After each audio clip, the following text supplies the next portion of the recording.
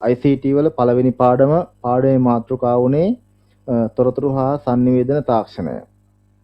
ඒකේ අනුමාතෘකාවක් ඔයගොල්ලෝ ලියා ගන්න දත්ත සහ තොරතුරු කියන එක.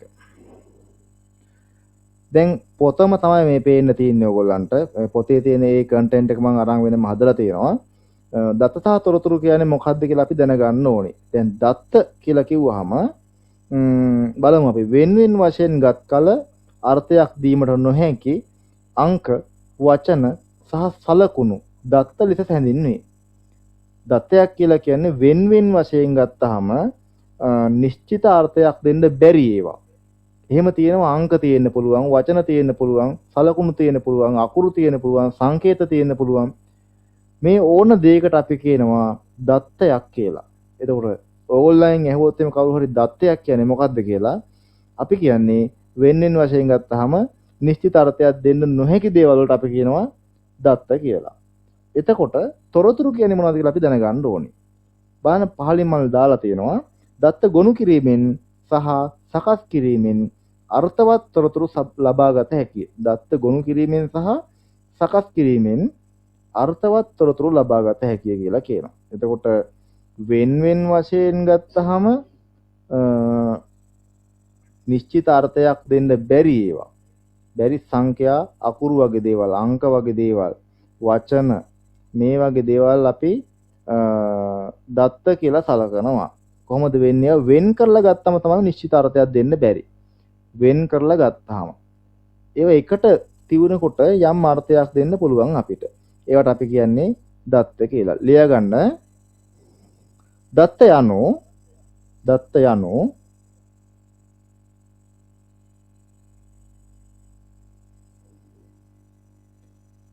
වෙන්වෙන්ව ගත් කල. මෙතන වෙන්වෙන්ව ගත් විට දත්ත යනු වෙන්වෙන්ව ගත් විට නිශ්චිත අර්ථයක්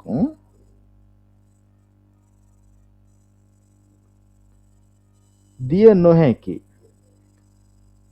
නිශ්චිත අර්ථයක් දිය නොහැකි රූප, නිශ්චිත අර්ථයක් දිය නොහැකි රූප, අකුරු, සංඛ්‍යා, වචන, සංකේත ආදියයි. දත්ත යනු වෙන වශයෙන් ගත් විට නිශ්චිත අර්ථයක් දිය නොහැකි අංක, වචන, රූප, ශබ්ද, සංඛ්‍යා ආදියයි. එතකොට අපිට තියෙනවා ඊළඟට තොරතුරු කියලා જાතියක්. තොරතුරු මෙතන අපි කියනවා ইনফෝමේෂන් කියලා. බලමු මේ ইনফෝමේෂන් කියන්නේ මොනවද කියන එක. දත්ත ගොනු කිරීමෙන් සහ සකස් කිරීමෙන් අර්ථවත් තොරතුරු ලබාගත හැකිය. දත්ත ගොනු කිරීමෙන් සහ සකස් කිරීමෙන් අර්ථවත් තොරතුරු ලබාගත හැකිය කියලා කියනවා. ඒ කියන්නේ දරුවෝ මේ දත්ත නිකම්ම නැතුව ඒවා යම්කිසි විදිහකට හැදුවහම සකස් කරාම අපිට පුළුවන් කියනවා තොරතුරු විදිහට ඒවා ගන්න පුළුවන්කම තියෙනවා. එතකොට මේවා නිශ්චිතව තොරතුරක් කියන්නේ නිශ්චිත අර්ථයක් දෙන්න පුළුවන්. නිශ්චිත අර්ථයක් දුන්නාම අපි කියන ඒවට තොරතුරු කියලා. මට කියන්න ගණිතයට ලකුණු කීයක් ගත්තද කියලා. අවසාන ලියුම් වාර විභාගෙද? ඔව් 69ක් 70ක් වගේ තිබ්බා. 8 වසරේදී ලිව්වා තමයි. ඔව් 8 වසරේදී ලිව්වේ. එතකොට විද්‍යාවටත් ගත්තානේ යම් කිසි ලකුණක්. ඒ විදිහට අපි ලකුණු ගන්නවා. දැන් මට කියන්න ටීචර් ඔයාට පළවෙනියා දෙවෙනියා පන්තියේ කියනකොට ගණන් වල ලකුණු දිහා විතරක් බලලාද කිව්වේ? පළවෙනියා දෙවෙනියා කිව්වේ? නෑ. විද්‍යාව විතරක් දිහා බලලාද කිව්වේ? නෑ. ගණිතය, විද්‍යාවයි, ඉංග්‍රීසි තුන විතරක්ද බලලා කිව්වේ? නෑ. එහෙනම් මොනවා බලලාද කිව්වේ? සමස්ත විෂයන් ඔක්කොගේම ලකුණු එකතු කරලා සාමාන්‍ය බලලා සාමාන්‍ය අනුව පෙළ ගැස්වීමක් කරා. ඊට පස්සේ තමයි සෙනුර පන්තියේ කිව්වේ නේද? 22 22 බවට පත් වුණේ නේද? එතකොට එක විෂයක් දිහා බලලා නෙමෙයි සමහර විට සෙනුරට තිබුණ එක විෂයක් ගත්තා නම් එක විෂයක් විතරක් බැලුවා නම් එක ගන්න තිබ්බ පන්තියේ නේද? ඔව් සමහර වෙලාවකදී එක විෂයක් විතරක් බලලා තිබ්බනම් සෙනුර පන්තියේ එක මේ විෂයන් ඔක්කොම ටික දිහා බලපු නිසා තමයි සෙනුර පන්තියේ 22 බවට පත් උනේ. එතකොට අපි හිතමු මෙහෙම ටීචර් ඔයාට ගණිතේ විතරක් බලලා 1 2 3 4 5 හදලා දෙනවා. පන්තියේ පළවෙනියා වෙනවා ඔයා. හරිද? ඔව්. දැන් ඇත්තටම ඇත්තම පළවෙනියා දේ පන්තියේ ඉන්න ඔයා. එතකොට නෑ බොරු පළවෙනියෙක් බවට පත් වෙනයි. අපි එතකොට දත් කියන්නේ අරන් තියෙන ගණිතයේ ලකුණු විතරයි. නිශ්චිතවම කියන්න බෑ මේ ගණිතයේ ලකුණු දිහා විතරක් බලලා සෙනුර පළවෙනියා අනිත් එක්කෙනා දෙවෙනියා තුන්වෙනි කියලා කියන්න බෑ. එතකොට දැන් මට කියන්න අපි ඔය ටීචර් ඔය ලකුණු ටික හදනකොට හැම කෙනාගේම ලකුණු ඉල්ල ගන්නවා. සෙනුරගේ ලකුණු ඉල්ල ගන්නවා. ගණිත ටීචර්ගෙන් ගණිත ලකුණු ඉල්ල ගන්නවා. ඉංග්‍රීසි ටීචර්ගෙන් ඉංග්‍රීසි ලකුණු ඉල්ල ගන්න මේ විදිහට අපිට එකතු කර ගන්න ඕනේ. ඒකලා ටීචර් හදනවා ලිස්ට් එකක් එකතුව ගන්නවා. හැම කෙනාගේම ලකුණු වල එකතුව ගන්නවා නේද? ඊට පස්සේ හදනවා ටීචර් සාමාන්‍ය අගය. සාමාන්‍ය අගයකුත් හදනවා. ඔය හැම දෙයක්ම එකතුව දිහා නැත්නම් සාමාන්‍ය අගය දිහා බලලා තමයි ටීචර් පළවෙනියා දෙවෙනියා කියලා නම් කරන්නේ. එහෙම නැතුව නම් පොතේ ඉන්න පිළිවෙලට පළවෙනියා තමයි පළවෙනියා, නම් පොතේ දෙවෙනියා තමයි පන්තියේ දෙවෙනියා කියලා නම් කරනවද? නැහැ. එහෙම නම් කරන්නේ නැහැ. එතකොට අපිට පුළුවන්කම තියෙනවා ඔය සිද්ධිය දිහා බැලුවම දත්ත සහ තොරතුරු කියන එක වෙන් කරලා හඳුනා ගන්න. රන්දිකා මට කියන්න ඔතන තියෙන එක දත්තයක් මොකද්ද කියලා.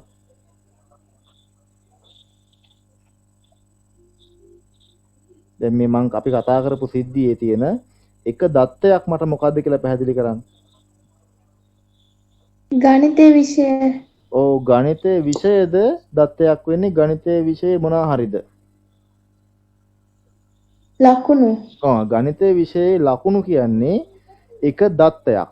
සෙනුර මට තව එක උදාහරණයක් කියන්න දත්තයකට.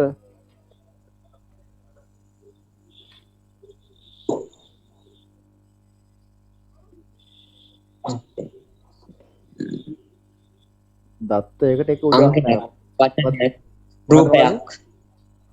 මොකද්ද? අංකයක් වචනයක්. ඔව් අංක. ඔන්නේ මම කියන්නේ අර අපි අත කතා කරන වගේ ලකුණු සම්බන්ධව. ICT විෂයට ගත්ත ලකුණු. ICT විෂයට ගත්ත ලකුණු. විද්‍යාවට ගත්ත ලකුණු. මේවා දත්ත. ඒ ලකුණ දිහා වෙනම වෙන් කරලා ගත්තාම අපිට කියන්න බෑ හරියටම නිශ්චිත අදහසක් දෙන්න බෑ පන්තියේ පළවෙනියා සෙනුරද අන්තිමයා සෙනුරද කියලා කියන්න බෑ අපිට. ඒක නිසා ටීචර් යම් තොරතුරු මේ දත්ත එකතු කරලා දත්ත යොදාගෙන විවිධ තොරතුරු නිර්මාණය කරනවා. රන්දිකා මට කියන්න මේ ටීචර් සෙනුරලගේ පන්ති භාර ටීචර් නිර්මාණය කරගත්ත එක තොරතුරක් අර දත්ත භාවිතා කරලා මුළු ලකුණු ප්‍රමාණය එක තොරතුරක් හරියට හරි. සෙනුර තව එකක් කියන්නේ මට තව තියෙනවා. තොරතුරක් කියන්නේ ළමයාගේ ලකුණු වල සාමාන්‍ය. ළමයා ගත්ත ලකුණු වල සාමාන්‍යගේ කියන්නේ තව තොරතුරක්. තව එකක් හදනවා. රන්දිකා මට කියන්න තව තොරතුරක්. ওই දෙක හැර ස්ථානය පළවෙනියද දෙවෙනියද කියන එක. දැන් එතකොට මේ සිද්ධිය දිහා බැලුවම අපිට දත්ත සහ තොරතුරු වෙන් කරලා හඳුනා ගන්න පුළුවන්. පුළුවන් නේද? පුළුවන්. දැන් අපි හිතමු ඔයගොල්ලෝගේ ගෙදර තියෙනවා බැංකු කාඩ් එකක්. හරිද? බැංකු කාඩ් එකක් තියෙනවා. එතකොට ඔය බැංකුවේ අර ATM කාඩ් එකක් කියමුකෝ අපි ඔය කාඩ් එකත් අරගෙන යනවා ATM එකෙන් සල්ලි ගන්න. එතකොට අපි යම් දේවල් ඇතුළත් කරන්න ඕනි මේ පද්ධතියට. එතන තියෙන පද්ධතියට. නේද? එතනදී මට කියන්නකෝ මේ අපි ඇතුළත් කළ යුතු දේවල් ATM මැෂින් එකට අපි ඇතුළත් කළ යුතු දේවල් ටික මට කියන්නකෝ. කාඩ් එක දෙන්න ඕනේ. තායේ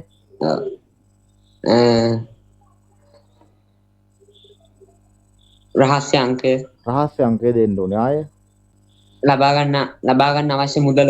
ඔව් ලබා ගන්න අවශ්‍ය මුදල දෙන්න. රුපියල් කීයක් මට ගන්න ඕනේද කියලා. ඔය මුදල දෙනකොට අපි දෙනවද ලක්ෂ 5ක් විතර දෙන්න කියලා. මෙතන අපි හිතමු අපේ බැංකුව ගිණුමේ තියෙනවා රුපියල් 50000ක්. අපි ගහනවා එළියට එන විදිහට කියන්නේ අපිට ඕන වෙනවා රුපියල් 75000ක්. අපි ගහනවා 75000. එයිද? නෑ. එන්නේ ඇයි එන්නේ නැත්තේ?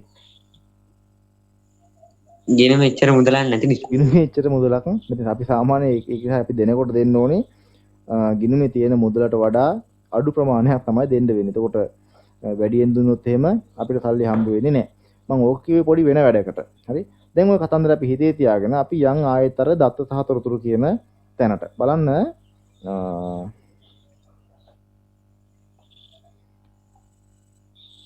මෙන්න මේ ටික. දත සකස් කිරීමට යොමු කිරීම. දත සකස් කිරීමට යොමු කිරීම ආදානය ලෙසත් සකස් වූ තොරතුරු ලබා ගැනීම ප්‍රතිදානය ලෙසත් හැඳින්වේ. මේ සියල්ල එකතුව පද්ධතියක් ලෙස හැඳින්විය හැකිය. දැන් දත්ත කියන දේවල් දන්නවා, තොරතුරු කියන දේවල් දන්නවා. හරිද? පැහැදිලිද මේ කතන්දරය? දත්ත සකස් කිරීමට යොමු කිරීම. ඒ කතන්දරයේ තියෙන යොමු කරනවා කියන එක උදාහරණයක් විදිහට අපි හිතමු පන්ති බාර ටීචර්ට දත්ත දෙනවා ඇවිල්ලා අනිත් අර විෂය බාර ටීචර්ස්ලා ඇවිල්ලා දත්ත ටික දෙනවා. පැහැදිලිද? ඒ දත්ත දීමට අපි කියනවා මේ ආදානය කරනවා කියලා. එහෙම දත්ත යම් අපි තුන් ටීචර් පද්ධතියක්, ටීචර් සිස්ටම් එකක්, ටීචර් සමයේදී හදන්නේ, නිර්මාණය කරන්නේ. එයාට දෙනවනේ කියනලා. එතකොට ටීචර් අපි දත්ත යොමු කරනවා. නැතිනම් අපි කියනවා ඒකට ඉන්පුට් කරනවා කියලා. හරිද? එතකොට ටීචර් මොකද්ද කරන්නේ? අර ඉන්පුට් කරපු දත්ත අරගෙන මොනව හදනවද එයා? ඒ කියන්නේ ටීචර් මොනව හදනවද?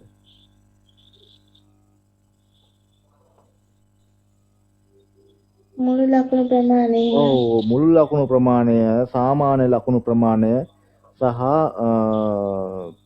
ස්ථානය හදනවා. හරිද? ඒකල්ලා ටීචර් ඒ දේවල් ටික කියනවා. ළමයින්ට කියනවා. ওই ළමයින්ට දෙනවට අපි කියනවා ප්‍රතිදානය කරනවා කියලා. ඒතකොට ටීචර්ස්ලා විෂය බාර ටීචර්ස්ලා දත්ත ටීචර් පද්ධතියක් නම් ටීචර්ට ආදානය කරනවා. පද්ධතිය විසින් ඒ දත්ත සකස් කිරීමකට ලක් කරලා නැවත ඒ පද්ධතියෙන් ප්‍රතිදානයක් කරනවා. නැත්නම් අවුට්පුට් කරනවා. නැත්නම් එළියට ගන්නවා. මෙන්න මේ වගේ කාර්යයන් සිද්ධ වෙන තැනකට අපි කියනවා පද්ධතියක් කියලා. පැහැදිලිද මම කියන කතන්දරය? ඔව්. දැන් එතකොට අපි ඉස්සෙල්ලා කතා කරා ATM යන්ත්‍රයක් ගැන. අපි ATM යන්ත්‍රයට යම් යම් දේවල් ටිකක් දුන්නා. අපි දුන්නා කාඩ් එක දුන්නා, පාස්වර්ඩ් එක දුන්නා, අපිට ඕනි සල්ලි ප්‍රමාණය දුන්නා. එහෙනම් මේ දේවල් වලට අපි කියන්න පුළුවන් මේ ATM යන්ත්‍රයට යොමු කරන දත්ත කියලා. පැහැදිලිද? එහෙනම් අපි ඒවා ATM යන්ත්‍රයට මොනවා කරාද? ආදානය කරා. පැහැදිලිද? පැහැදිලි. එතකොට ATM යන්ත්‍රය යම් යම් සකස් කිරීම් ටිකක් කරනවා. මට කියන්නකෝ දැන් ඔතන ATM යන්ත්‍රය විසින් චෙක් කරන දේවල්, ඒ කියන්නේ සකස් කිරීම විදිහට කරන දේවල් ටික අපි ඉල්ලන්නේ රුපියල් 50000ක්. 50000ක් තියෙනවා, අපි ඉල්ලන්නේ 75000ක්. එතකොට යම් යම් විදිහේ දේවල් ටික සකස් කරන ATM යන්ත්‍රය මොනවද සකස් කරන්නේ? ගිණුමේ ශේෂය. ඔව් ගිණුමේ ශේෂය බලනවා අපි දීපු ගානත් එක්ක ගැලපෙනවද කියලා. ඒ කියන්නේ අපි දීපු ගානට වඩා වැඩියෙන් ගිණුමේ සල්ලි තියෙනවද කියලා බලනවා. පැහැදිලිද? තියෙනවා නම් මොකද කරන්නේ? ඔව්. සල්ලි. ඔව් සල්ලි ප්‍රතිදානය ලබා දෙනවා. ඔව් සල්ලි එළියට දානවා. ඒකල්ලා තව දෙයක් කරනවා. සල්ලි ටික දීලා මොකද කරන්නේ? ගිණුමේ තිබුණු ප්‍රමාණයෙන් දීපු සල්ලි ප්‍රමාණය මොනව කරනවද? අඩු කරලා නැවත දැන් ගිණුමේ තියෙන්නේ කීයද කියලා ශේෂ ඉතිරි ප්‍රමාණය එයා ගණනය කිරීමකට ලක් කරනවා. ඒකල්ලා අපිට සල්ලි ටිකත් අවුට්පුට් කරනවා, බිලකුත් අවුට්පුට් කරනවා. ඒකල අවසානයේ මොකද ආය අවුට්පුට් කරන්නේ? ඇතුළට දාපු කාඩ් එකත් අවුට්පුට් කරනවා. එළියට දෙනවා. එතකොට මෙන්න මේ වගේ දේවල් වලට අපි කියනවා පද්ධතියක් කියලා. පැහැදිලිද? ඔව්. right. එහෙනම් මාතෘකාවක් ලියා ගන්න පොඩි. දැන් අපි ඉස්සෙල්ලා මේක ලියුව දත්ත කියන්නේ මොනවද කියලා ලියුවා නේද? තොරතුරු කියන්නේ මොනවද කියලා ලියුවා නේද? ලිව්වේ නැහැ. රයිට්. එහෙනම් මෙහෙම ලියාගමු. දැන් දත්ත ලියාගෙන තියෙන්නේ තොරතුරු යනු ලියන්න තොරතුරු යනු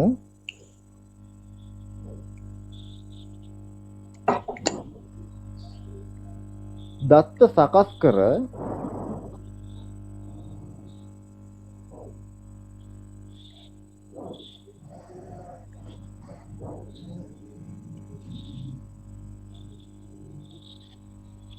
නිශ්චිත අර්ථයක් දිය හැකි පරිදි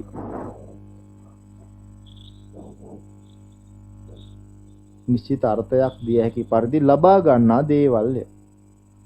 ලබා ගන්නා දේවල්ය. තොරතුරු කියන්නේ දත්තාරාන් නිශ්චිත අර්ථයක් දෙන්න පුළුවන් විදිහට සකස් කරලා ලබා ගන්න දේවල් වලට තමයි තොරතුරු කියලා කියන්නේ. පොඩි තරුවක් දාලා ලියා ගන්න ඔය දෙකටම යටින්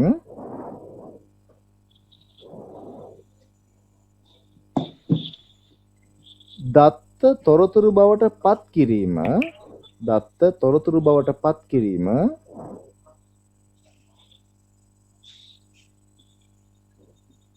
සැකසීම ලෙස හඳුන්වයි. සැකසීම ලෙස හඳුන්වනවා. එතනම් process කියලා කියනවා.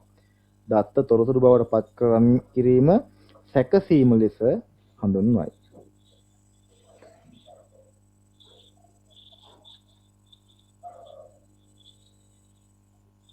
සැකසීම ලෙස හඳුන්වනවා.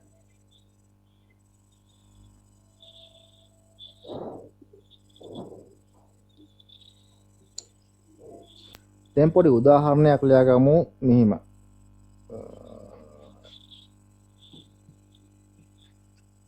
දත්ත සඳහා උදාහරණ. පොඩියට ලියාගන්න දත්ත සඳහා උදාහරණ කියලා. විෂයක ලකුණු. දත්ත සඳහා උදාහරණ අපි ටිකක් ලියාගමු. විෂයක ලකුණු. දත්තය. පන්තියේ සිටින සිසුවෙකුගේ උස සෙන්ටිමීටර වලින් පන්තියේ සිටින සිසුවෙකුගේ උස සෙන්ටිමීටර වලින් ඒ දත්ත ඒක දිහා බලලා අපිට කියන්න බෑ මෙයා තමයි උසම ළමයා කියලා.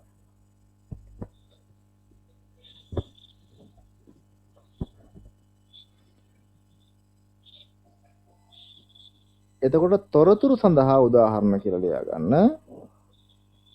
තොරතුරු සඳහා උදාහරණ පන්තියක දක්ෂම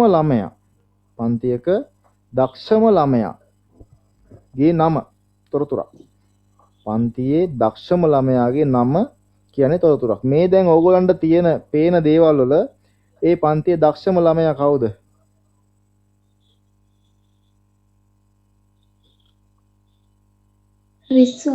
ඉස්වාන් තමයි දක්ෂම ළමයා. එතන අදක්ෂම ළමයා කවුද සෙනුර?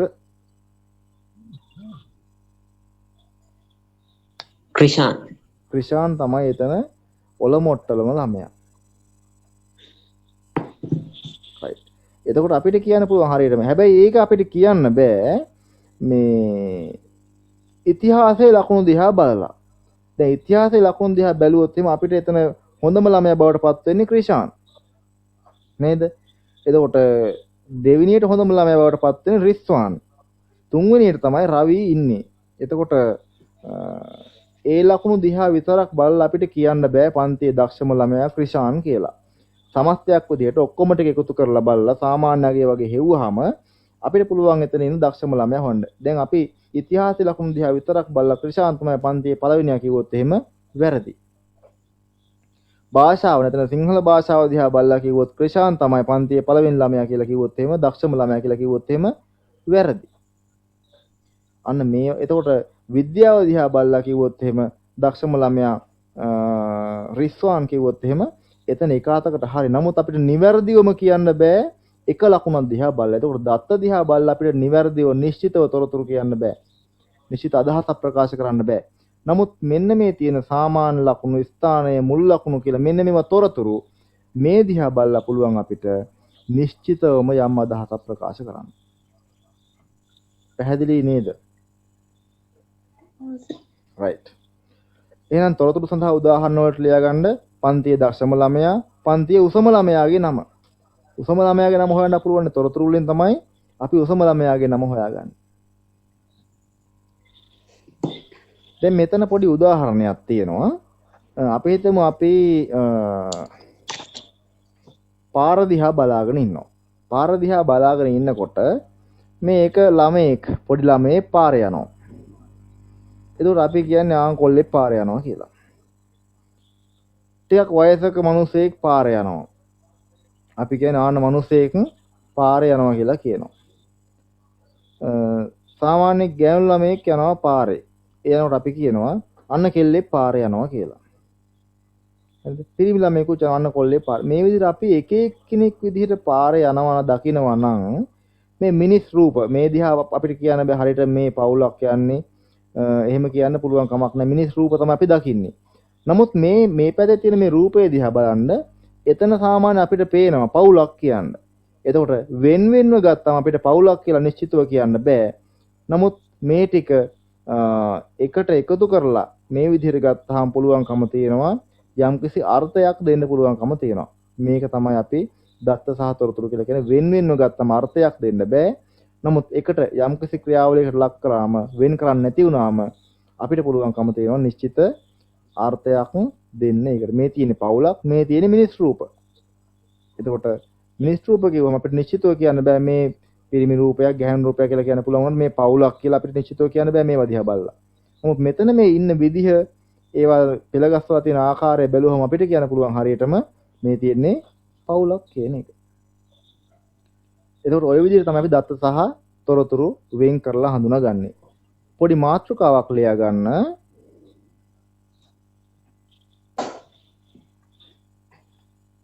පද්ධති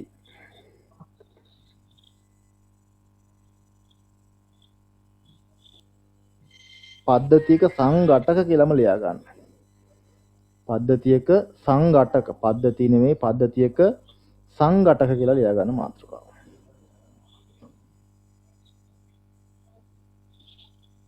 දැන් බලන්න මම මේකේ නෝට් එක පොත එහෙම් පිටින්ම දැම්මා. එදා පෑනක් පැන්සලක් හෝ වෙනත් උපකරණයක් ආධාරයෙන් දත්ත සකස් කරගත් මිනිසා අද පරිගණක භාවිතයෙන් දත්ත සකස් කරගනී. පද්ධතියක් යනු යම්කිසි කාර්යයක් ඉටු කර ගැනීම සඳහා සංඝටක කිහිපයක් එකිනෙකට සම්බන්ධව ක්‍රියා කිරීමයි. දැන් ඉස්සර කාලේ මිනිසු පෑන් පැන්සල් භාවිතා කරලා දත්ත සකස් කරගත්තා. දැන් ඒ කවුන්ට් හදන ඒවා ගණන් හදන වගේ දේවල් පෑන් පැන්සල් වලින් තමයි කරගත්තේ. කොළවල ලියලා හදාගත්ත සමහර විට වරදින්න පුළුවන්කම තියෙනවා.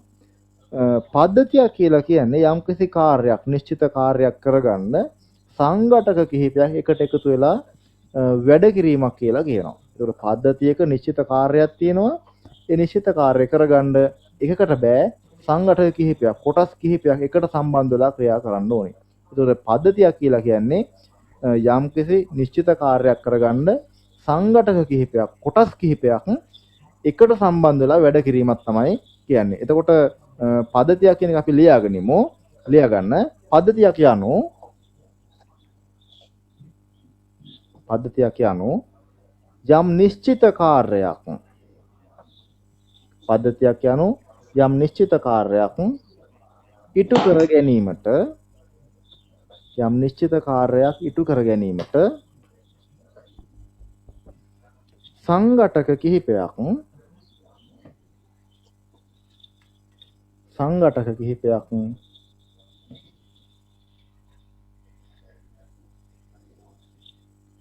අන්තර් ක්‍රියාකාරීත්වයෙන් යුතුව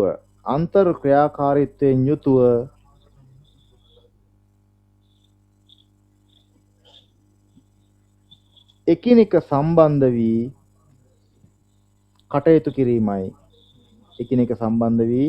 කටයුතු කිරීමයි. තේරුණාද?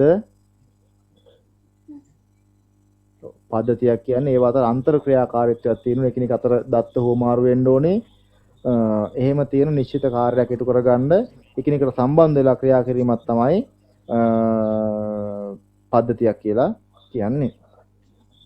එතකොට මෙතන කියනවා 1-3 රූපයේ දැක්කන පරිදි පරිගණක අප විසින් ලබා දෙනු ලබන දත්ත අපගේ විධානයන්ට අනුව සකස් කර අපට අවශ්‍ය තොරතුරු අවශ්‍ය ආකාරයට ලබා දෙයි. එබැවින් පරිගණකය පද්ධතියක් ලෙස හැඳින්විය හැකිය. දැන් අපි කම්පියුටරේට එක එක දේවල් දෙනවා. ඉලක්කම් දෙනවා, රූප දෙනවා, ශබ්ද දෙනවා, අකුරු දෙනවා. මේ වගේ දේවල් දුන්නාම එයා ඒවා ලස්සනට පිළිවෙලට සකස් කරලා අපිට අවශ්‍ය තොරතුරු එළියට දානවා.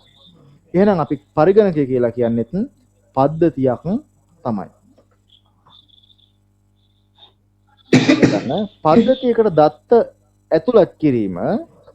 පද්ධතියකට දත්ත ඇතුළත් කිරීම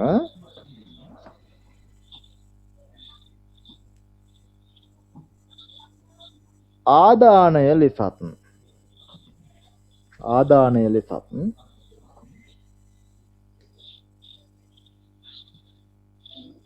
පද්ධතියකට දත්ත ඇතුළත් කිරීම ආදානය ලෙසත්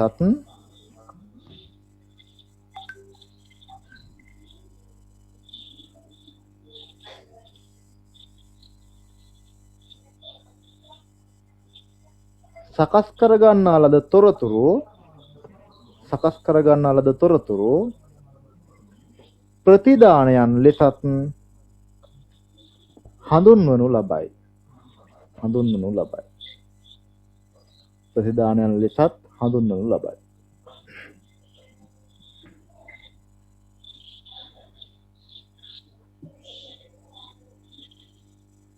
තවද පද්ධතියක් ඒකටමද? ඔව් ඒකටම ලියන්න යන්න. තවද පද්ධතියක් දත්ත සකස් කරන අතර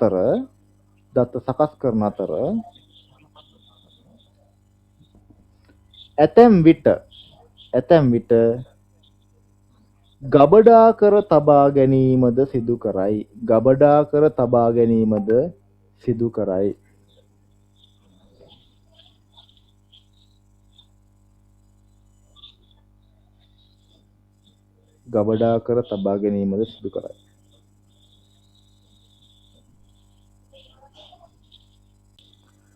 පද්ධතියක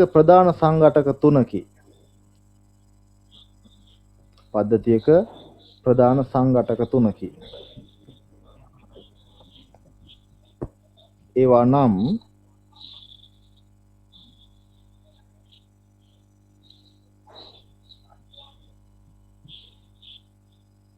එක ආදානය, දෙක සැකසීම, තුන ප්‍රතිදානය. පොඩි මාතෘකාවක් ලියා ගන්න පද්ධති සඳහා උදාහරණ.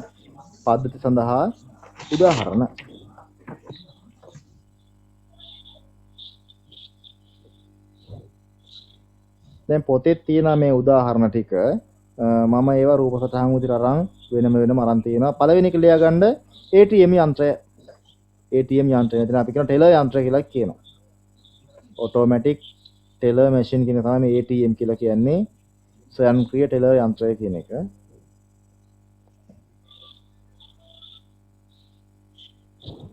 ඒකේ සිද්ධ වෙන කාර්යය අපි ඉස්සෙල්ලා කතා කරා. ඒක උදාහරණයක් තමයි පිළිවෙල. දෙවෙනි එක ලියා ගන්න.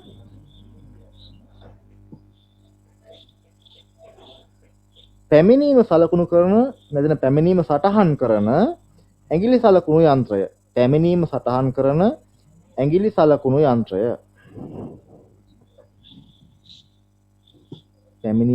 කරන ඇඟිලි සලකුණු යන්ත්‍රය.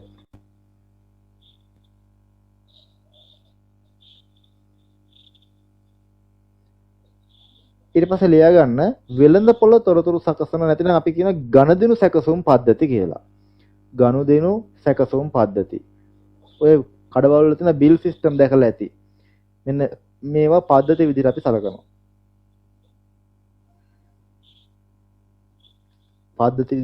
මේ කඩවල වල එහෙම තියෙන බිල් සිස්ටම් වගේ දේවල්.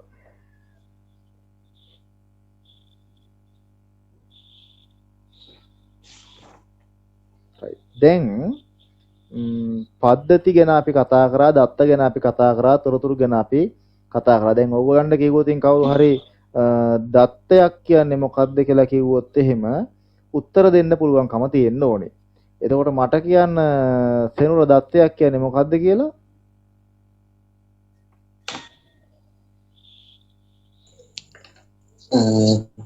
when විදිහට ගත්තම අර්ථයක් දෙන්න බැරි බැරි වචන රූප අංක සලකුණු වචන වගේ දේවල්. රූප වගේ දේවල් වලට අපි කියනවා දත්ත කියලා.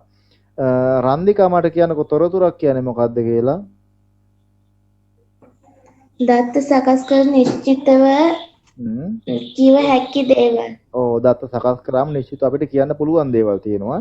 අපි ඒවට කියනවා තොරතුරු කියලා. ඒතකොට දත්ත සහ තොරතුරු අවුලක් නැහැ. එහෙනම් මට කියන්න සෙනුර පද්ධතියක් කියන්නේ මොකද්ද? පොත දිහා බලන්න තුන නිකන් කියන්න මතකයෙන්. ඔයගොල්ලන් දැන් මම පාරදී හම්බෙලා ඇහුවොත් එimhe කවුරු හරි පද්ධතියක් කියන්නේ මොකද්ද පුතා කියලා. එතකොට දෙන උත්තරේ මට කියන්න. පද්ධතියක් කියන්නේ මොකද්ද පුතා කියලා අහනවා.